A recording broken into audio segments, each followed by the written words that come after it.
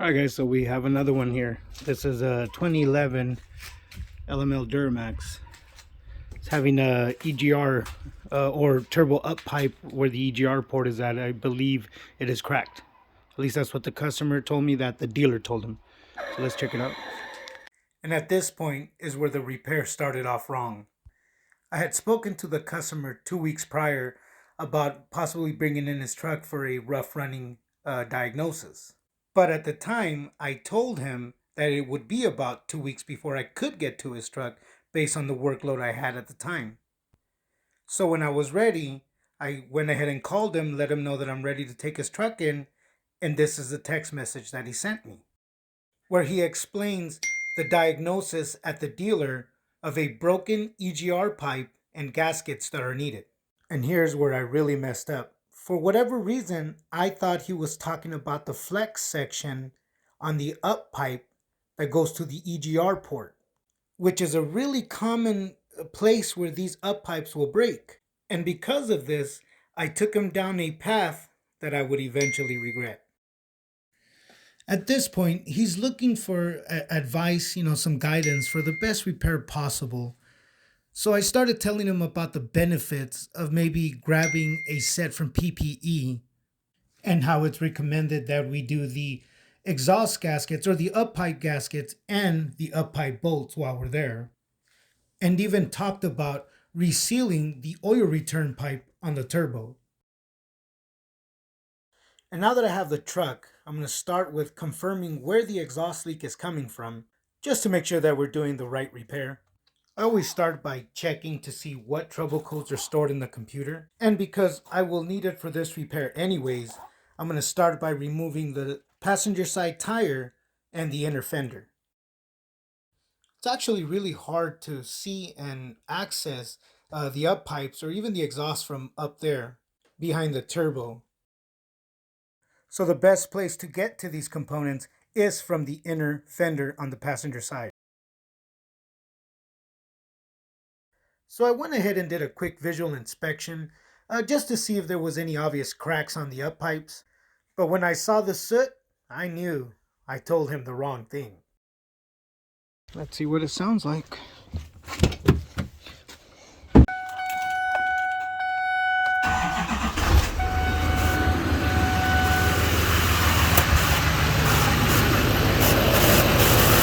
Oh yeah, you can smell it.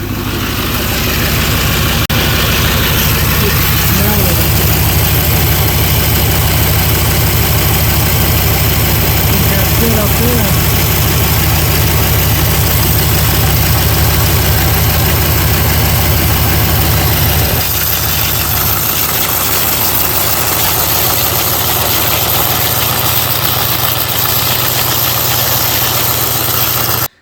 Originally thought the leak was coming possibly from here or up there behind the EGR cooler, but no, it's coming from the bypass EGR bypass tube, as you can see right there. Oh no, this is no bueno. Customer told me about EGR tube and I told him I send him prices on up pipes. This is bad. This is what happens when you're in a hurry. All right, let me see. I gotta talk to the customer.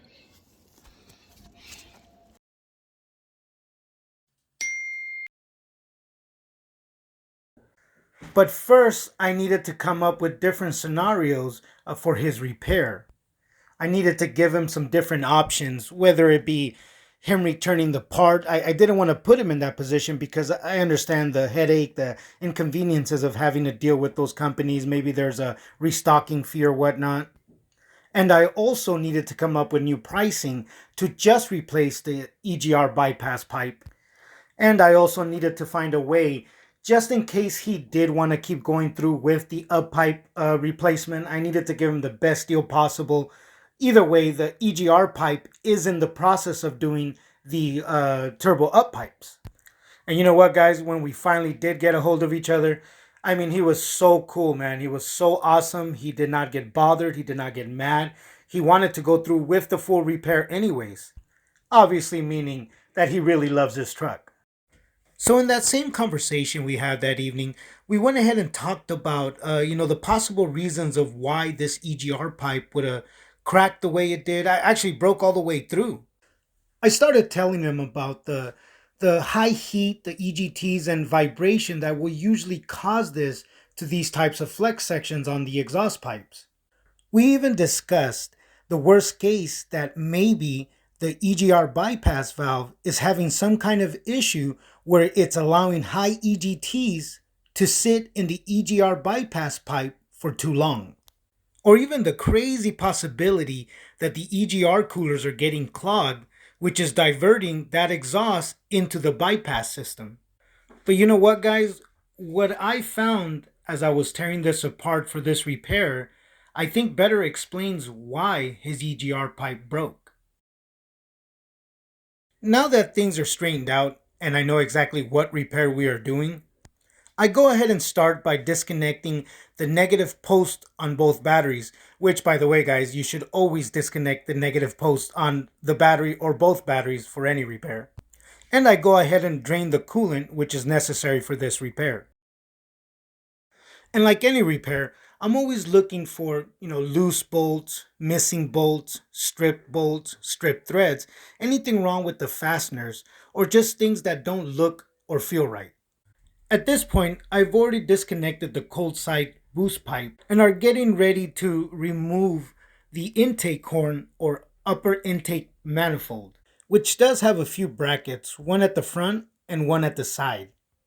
Now, to this point, I haven't found anything wrong or, of concern with any of the bolts or parts that I've removed. Another thing I like to do is I usually ask customers of any recent repairs that have been done to the vehicle. He did mention that the truck was at a shop for a few months for a CP3 conversion and was also talking about how he had to keep going back and forth to that shop because he kept having trouble from that CP3 conversion, which ended up taking like 5 to 6 months to finally get it right and the truck finally running right. Knowing that somebody was just in here removing and reinstalling some of these parts definitely helped me make sense of something that I'm about to show you. And you know what, you guys? It is something so dumb, so frivolous, and so easily to overlook that I don't think anybody could imagine that this would have created this problem. And now that the intake horn is coming off, the problem does become apparent. I just haven't seen it yet. And you know what, you guys? This is such a simple mistake that I don't think it was done maliciously. So as I'm inspecting and making sure that everything's covered up, here's what I think happened. Mind you, I didn't touch this. I didn't do this. But so as I showed you guys, there's a split. That's where it split at. Well, guess what? That bolt wasn't in there. See that? I think the vibration broke that over time. Look, guys, I know that it may be exaggerated or dramatic to talk about this one bolt causing all these problems. But imagine if you were the customer that would have to fork out close to $1,000 to replace this one pipe that was caused by this one bolt. And I say $1,000 because the pipe is $300 at the dealer plus any shop markup, and at $150 to $200 labor rate here in California, I mean, you do the math. This is a 4-hour job. Now, let me not keep exaggerating like this one bolt is the only reason this happened. There is actually a few different factors that created the circumstance that allowed this one missing bolt to be the nail in the coffin for this EGR pipe. Now, let me take a few moments to explain to you guys why all the drama over one bolt. So the factory up pipes, which flow exhaust up to the turbo from the exhaust manifolds, are made of a mild steel alloy, which due to thermodynamics, they will expand with the heat that's created from the EGTs. For that reason, they put a section called the flex pipe that is designed to absorb that expansion and contraction that happens to the steel. But that flex section is made of a much thinner wall than the 14 gauge steel used on the pipes themselves. Now that we know the physical aspects of these parts, let me be the first to tell you, the way this EGR pipe broke, it's actually not a common failure. And to be honest with you, the flex sections on the up pipes are also not a common failure. There are specific circumstances that will create the opportunity for these sections on the exhaust to crack. For instance, engine overheating. If you're driving down the road and your engine starts to overheat and you don't pull over fast enough, obviously that can be detrimental for your engine, but for your exhaust, it will dramatically raise the EGTs. It will also raise the engine bay temperatures, which will create the opportunity for these flex sections to fail. So high EGTs is one of the main factors. That is why in high performance racing applications, you cannot use these factory parts. They will fail because of the high exhaust temps. That is why these PPE units are so highly sought after, because they are made out of 304 stainless 11 gauge steel wall. And one of the other main factors is vibration. Now, it's a little bit more complicated than just that statement, which would involve precise manufacturing, proper installation, meaning sequence and torque, and equally as important are brackets and fasteners. For example, loose or missing bolts, improperly or not installed brackets, that makes the opportunity for vibration to create a failure. Alright guys, well at this point of the video, the EGR pipe is removed.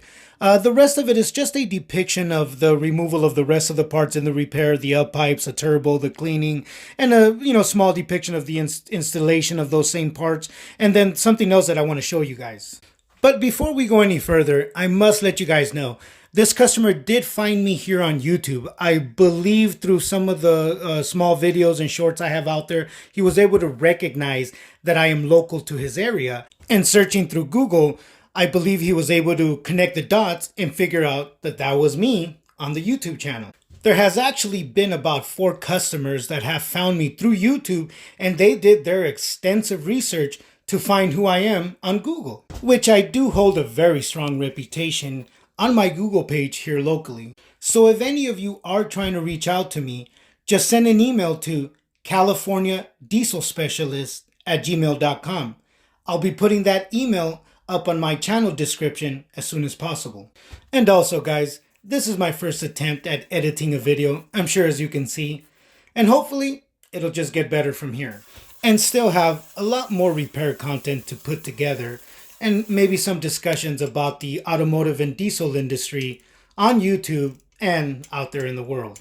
So on this specific EGR pipe, let me show you guys something that you would have only seen if you were there during the assembly of these parts. And it has to do with one of the main points that I was making of why these parts fell.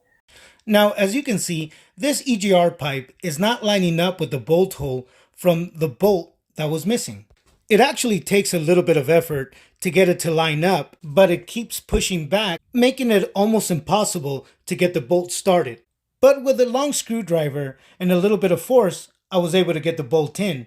Once I removed the screwdriver, it actually was hard to turn the bolt because of the tension from it not lining up properly. Do you think this is the reason why that bolt was left out? Maybe they couldn't line it up, got lazy, and just didn't put it in? I mean, I guess we'll never know, but it's definitely the reason why this happened. Let me show you how it was lining up with the original one. With it broken, you can see the alignment angles of this EGR pipe, which create outward tension specifically at that flex section. So we just took those heater hoses off, you guys, and look at that. This bolt is already loose. That was the rear bracket to the EGR coolers. Now, in combination with the missing bolt, it was inevitable that the vibration would eventually crack the EGR pipe.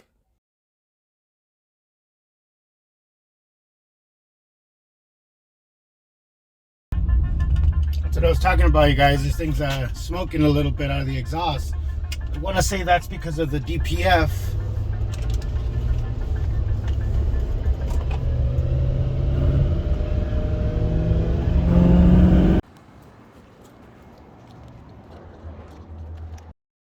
Alright guys, well at this point the truck is done.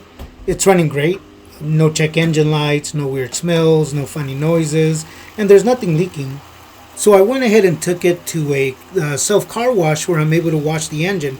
They all don't let you wash the engine, so you know, I gotta go somewhere where I can. And at the same time, this car wash allows me to give the vehicle a 40-mile round trip test drive. Also, I want to thank you guys for all your support, and just want to let you know that I do have a lot more content to upload. Hopefully that content will be, just getting better over time as I grow with this channel. Thanks a lot, you guys.